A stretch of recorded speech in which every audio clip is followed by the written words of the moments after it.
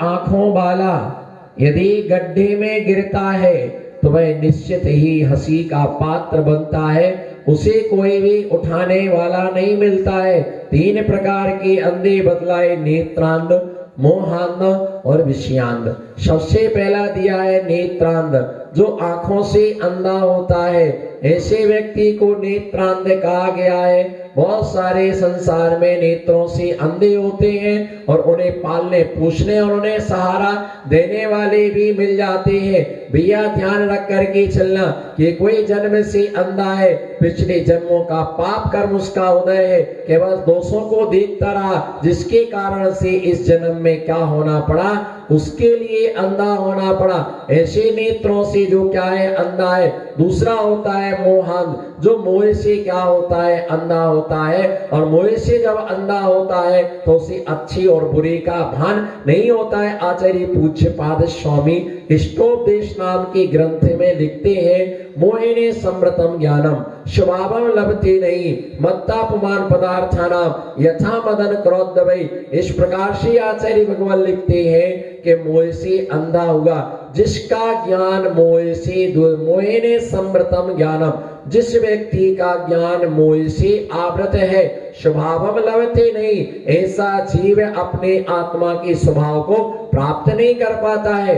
मत्तापमान पदार्थानाम यथा मदन क्रोधवै, जैसे कोदों के छिलके को खाने वाला व्यक्ति उन्मत्त हो जाता है, उसी प्रकार से मोही व्यक्ति भी उन्मत्त होकर के संसार में भ्रमण करता है। ऐसा मोह का अंधा व्यक्ति है ना। ये दोनों। तीसरा है विषयांध, है ना, जो विषयों में क्या होता है, अंधा होता है। भोगों का जो दास होता है, वासनाओं का जो शिकार होता है, बस अपने देह के लिए, बस सिर्फ वासनाओं के खातिर अपने जीवन के लिए पूरा कर देता है, अपने जीवन के लिए समाप्त कर देता है। अपने जीवन में, है ना, सिर्फ भोग में अपना जीवन क्या कर देता है, समाप्त कर देता है। ध्यान रख करके चले श्रोतागण, हमारे अंदर जो शक्ति है, बोलो, हमारे अंदर जो शक्ति है उसकी 2 गतियां होती हैं।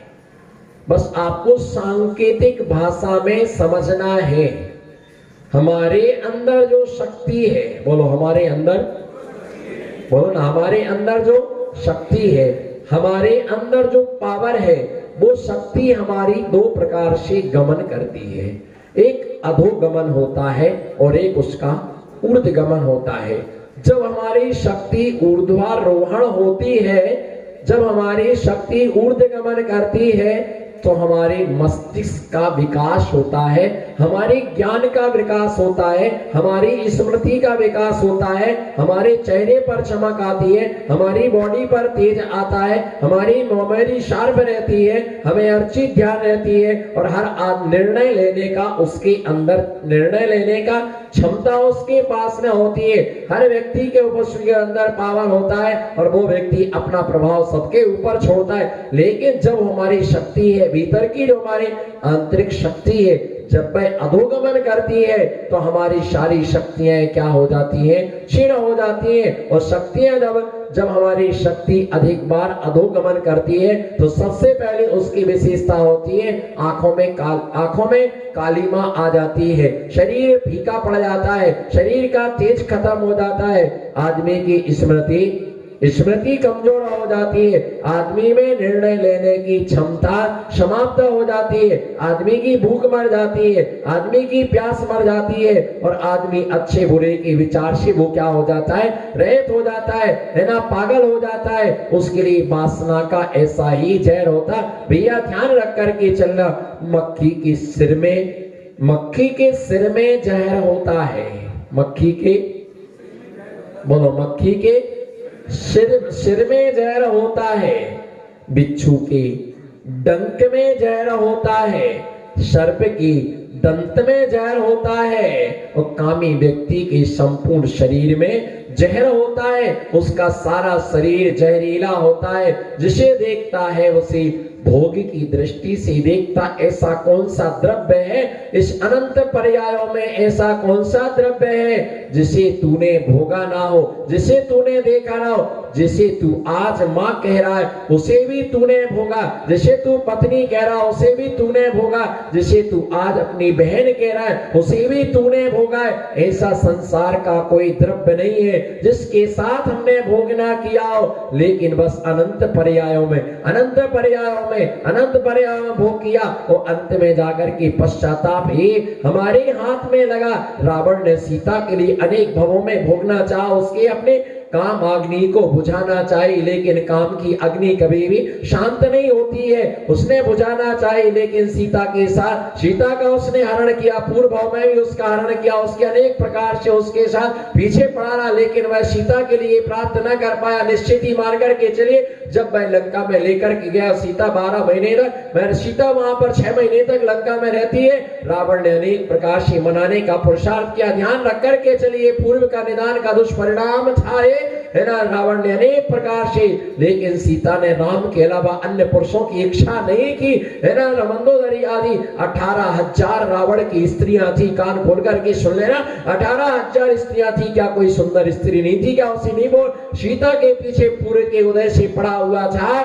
सीता के अनेक प्रकार से मनाया, सीता नहीं मानी, है ना। लोगों ने कहा कि तुम्हारे पास बहुरूपणी विद्या है, बहुरूपणी विद्या के द्वारा तुम राम का रूप बना करके चले जाना और राम का रूप बना करके जाना और भोग लेना। लेकिन उसने कहा कि जब मैं राम का रूप बना करके जाता हूं तो मुझे सीता को भोगने की इच्छा नहीं होती। भैया ध्यान रख करके चलना, ब्रह्म ही हमारा सबसे बड़ा धर्म है, ब्रह्म से बढ़कर के हमारा धर्म नहीं हो सकता है। हमारी शक्तियां समाप्त क्यों होती, हमारा दिमाग कमजोर क्यों पड़ जाता है? गलत संगति से ऐसा भाव व्यक्ति के अंदर जागृत होता है कि वो धर्म से क्या हो जाता है ना, दूर हो जाता है। ब्रह्मचर्य धर्म के विषय में आचार्य कार्तिकेय स्वामी महाराज कार्तिकेयोपेक्षा नाम के धर्म ग्रंथ में लिखते हैं, जो परिहेदि संगम महिलाड़मणे उपस्थिते रूपम काम कहा दृढ़े रो विमम बम हवे तस्स। आचार्य महाराज लिखते हैं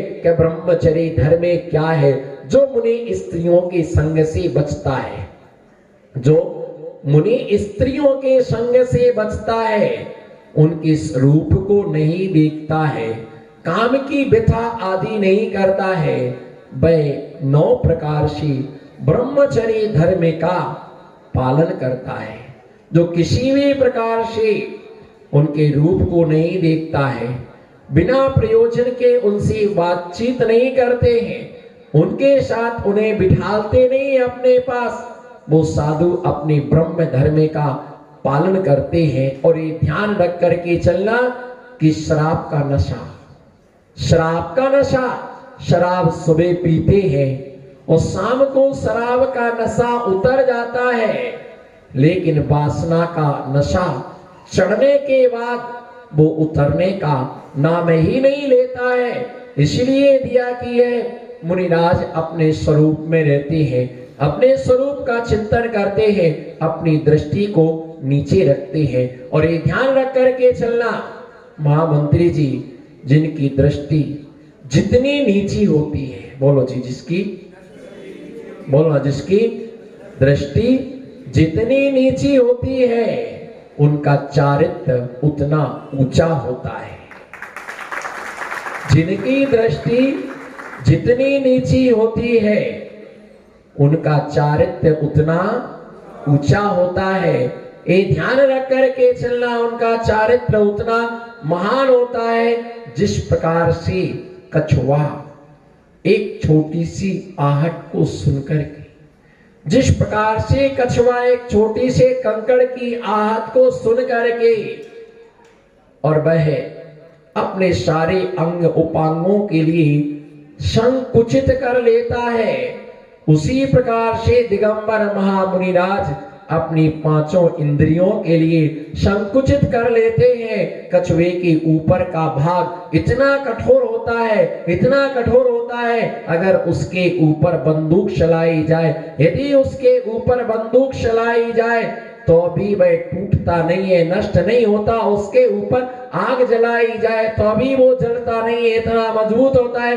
कछुए अपने सारे अंग उपांग के लिए उसी तरह संकुचित कर लेता है। वह भय के कारण से उसी प्रकार से मुनिराज अपनी पांचों इंद्रियों के लिए अपने बस में कर लिया करते हैं। अपनी इंद्रियों पर विजय है ना प्राप्त कर लेते हैं, अपनी इंद्रियों पर विजय प्राप्त कर लेते हैं। वो किसी के चक्कर में नहीं आते। भैया ध्यान रख करके चलना। कन्याकुमारी तो जाना, क्या कन्याकुमारी तो जाना, पर कुमारी कन्या के साथ में भूल के मत जाना।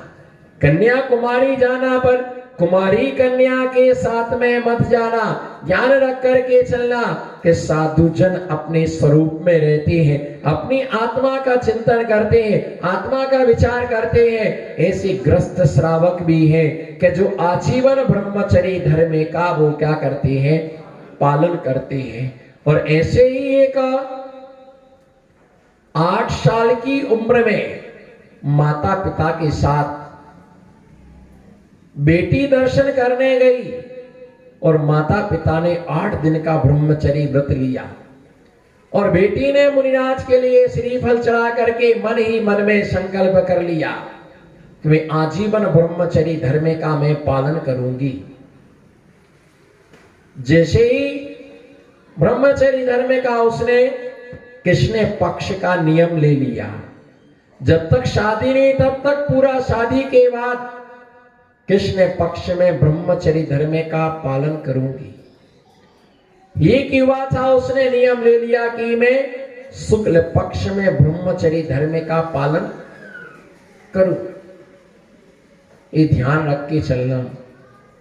दीपक तब तक ही जलता है जब तक उसके अंदर प्रकाश, जब तक उसके अंदर घी होता है। और जैसे घी खत्म होता है तो दीपक काला पड़ जाता है, बाती झुलस जाती है। दीपक तब तक ही जलता है, बोलो दीपक तब तक ही जलता है जब तक उसमें घी होता है। आदमी का जीवन तब तक चलता है जब तक आदमी के अंदर शक्ति होती है। शक्ति खत्म होते ही आदमी शिथिल पड़ जाता है। जैसे दोनों का नियम हो गया, एक सेठ की बहू जिससे बिलछानी बगर गई।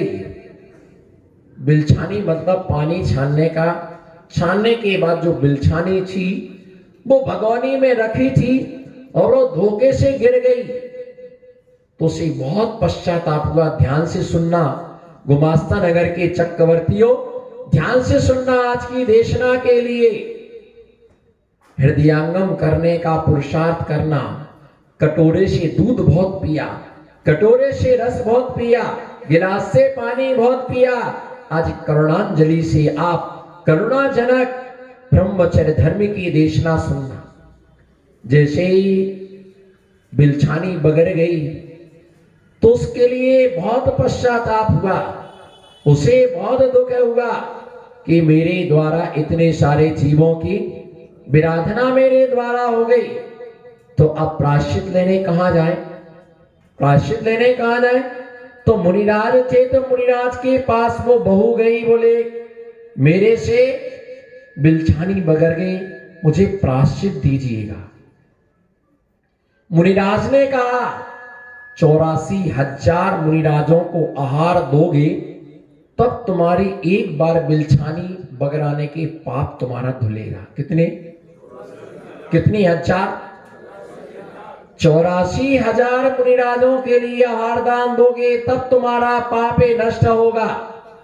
साथ में ससुर थे, रो पड़े वो कि 84 महाराज नहीं मिलते, 84,000 महाराज को आहार कैसे दिया जाए? और ये अब पाप मेरा धुलेगा नहीं क्योंकि मैं मुनिराज को, इतने मुनिराजों को आहार देना संभव नहीं है। तब क्या किया जाए? तब उन्होंने गुरुवर से साहस करके, क्योंकि इनसे कुछ पूछने का साहस करना बहुत कठिन बात होती, गुरु के पास में पहुंचना बहुत कठिन बात है, फिर उनसे निवेदन करना, विनती करना और कठिन बात है। कोई साहस करता है और कोई दुस्साहस भी करता है। दुस्साहस करने वाले दुर्गति के पात्र बनते हैं। निश्चित ही उसने रोते रोते पूछा, महाराज 84,000 मुनियों के लिए आहार देना संभव कैसे दे सकते हैं? तो उसने कहा कि गुरुवर मुनिवर, आप कोई दूसरा ऑप्शन, कोई विकल्प दे दीजिएगा। मुनिराज ने कहा, यदि 84,000 मुनिराज को आहार नहीं दे सकते हो तो एक ऐसे ग्रस्त व्यक्ति को भोजन कराइए जो दोनों ब्रह्मचर्य धर्म का पालन करते हो, पर है वो ग्रस्त, दोनों ब्रह्मचर्य धर्म का पालन करते हो और घर में रहने वाले सदग्रस्त हो। तो मन में फिर प्रश्न उठा कि भगवान कैसे पता चलेगा कि ये दोनों ब्रह्मचर्य धर्म का पालन, आप उपाय बताइएगा। तो मुनिराज ने बताया कि अपने घर में भोजनशाला में काले कलर का चंदेवा बांध करके रखना और नगर के एक एक जोड़े को गुप्त रीति से भोजन करने के लिए बुलाते जाना, और जिसके भोजन करने से वो काला चंदेवा सफेद हो जाए, समझ जाना एक ग्रस्त होकर के घर में रह करके महाब्रह्मचर्य धर्म का एक पालन करता है।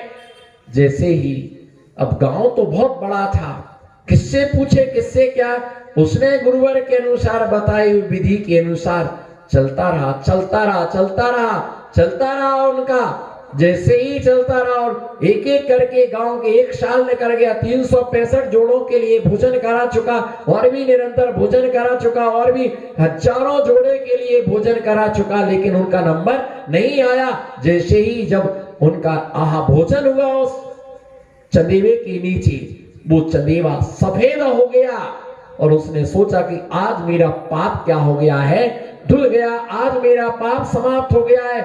उसने समझ लिया कि दोनों ब्रह्मचर्य धर्म का पालन करने वाले हैं। उसने हाथ जोड़ के कहा कि आप दोनों धन्य हैं जो आप आजीवन ब्रह्मचर्य धर्म का पालन करते हैं। उसने कहा, आपको कैसे पता चला? मैंने आपको भोजन कराया और मेरे यहाँ पर बंधा हुआ काला चंदेवा सफेद हो गया, जिससे आपके ग्रस्त अवस्था का राज खुल गया कि घर में रह करके भी दोनों ब्रह्मचर्य धर्म का क्या करते हैं, पालन करते हैं। तब उसने पूछा कि आप दोनों ने कैसे ब्रह्मचर्य धर्म का पालन करते? आप ग्रस्त हैं, विवाहित हैं, पति पत्नी है दोनों। तब मालूम उन्होंने अपनी अपनी कथा सुनाई। बोले, मैंने दोनों ने बचपन में ही ले लिया था, हम दोनों की शादी हो गई और जब हम कृष्ण पक्ष पर भोग शैया पर पहुंचे, भोग शैया पर पहुंचते हैं तो मेरी जो पत्नी है उसने कहा कि मेरा तो ब्रह्मचर्य धर्म का पालन है, मैं इस प्रकार से कोई विषय सेवन नहीं कर सकती। वो मौन रहा, उसने कुछ नहीं कहा। 15 दिन निकलने के बाद शुक्ल पक्ष जो आया, उस शुक्ल पक्ष पर दोनों भोग की शैया पर पहुंचते हैं, काम सेवन के लिए प्रवृत्त होते हैं। तो पुरुष ने कहा कि मैंने शुक्ल पक्ष का ब्रह्मचर्य व्रत लिया है, उसका कृष्ण पक्ष का और इसका शुक्ल पक्ष का। तब दोनों ने प्रातः काल पूर्णिमा के दिन विचार किया कि जब अपन को भोगना ही नहीं है तो अच्छा है हम अपना नियम नहीं तोड़ेंगे और तुम अपना नियम नहीं तोड़ोगे, तो फिर सबसे अच्छा है चले अपन दोनों गुरुवर के पास और आजीवन ब्रह्मचर्य धर्म का नियम हम ले लेते हैं। और दोनों पहुंचते हैं और दोनों आजीवन ब्रह्मचर्य धर्म का नियम दोनों ने ले लिया और आजीवन के लिए वो जिनका नाम था विजय और विचिया, जिनका नाम था, बोलो, जिनका नाम था विजय और विचिया,